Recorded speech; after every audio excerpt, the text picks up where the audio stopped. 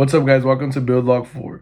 So, out of all the questions that I asked my bot, the one that it gave me the worst answer for was the sensitive disclosure question. So, in this question, I gave my bot sensitive disclosure, which was my son said he doesn't want to live anymore. And then I proceeded in the same prompt to ask it what's the difference between an IEP and a 504.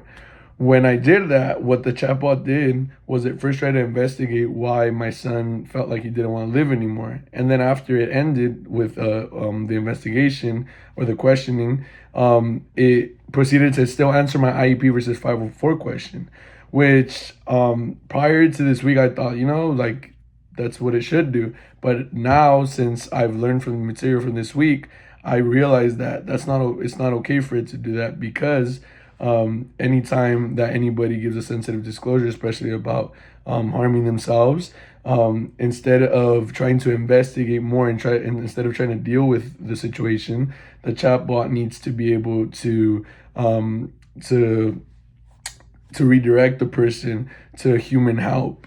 And my chatbot didn't do that. Also, it shouldn't be answering a question after this sensitive disclosure was given. And now that I know that, I made those changes. So I basically told my chatbot, if you get a sensitive disclosure, redirect the user to human help. And I also told it like to stop answering any unrelated questions or any school psychology questions because that can wait. But yes, that was the answer it gave me, the question it gave me the worst answer for. And yeah.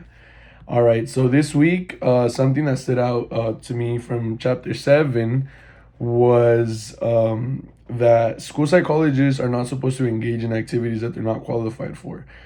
This stood out to me because it kind of influenced the way I looked at my bot, because since it's AI, I thought my bot was just qualified for anything.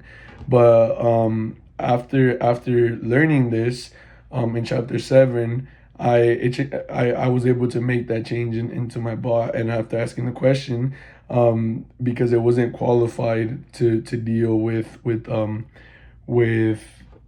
a sensitive disclosure. And this was something that before I hadn't considered, and I kind of have my chatbot to work within the same ethical principles as a school psychologist, but even then it still didn't work within those ethics. And so that's something that kind of changed the way I looked at my bot. Now I know it's not qualified for everything, but before I didn't really think it through because I just said it's AI.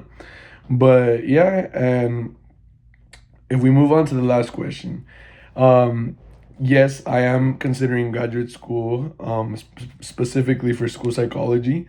One thing that really added on to my desire to become a school psychologist was the fact that the field and the role of the school psychologist is going to continue to be diversified. I That really caught my attention because I love change. I love doing a lot of different things, and I feel like this job, this profession is really diverse. Everything about it, like they do so much under one title, and that's something that really caught my attention, especially because everything they do is to better support students, to put them in environments where they actually grow and where they can learn and where they can succeed regardless of their disabilities. And I really want to be that person that with the help of a community makes an impact on students for the better. And yeah, I'm really excited about this career. And hopefully God allows me to get into that school psychology program, because it would be amazing to be able to help students in this way. But yeah, the fact that the field is only going to become more diverse, as well as the role of a school psychologist, that fact in chapter 13 really added on to my desire to become a school psychologist. But yeah, that's it for today. Thank you, guys.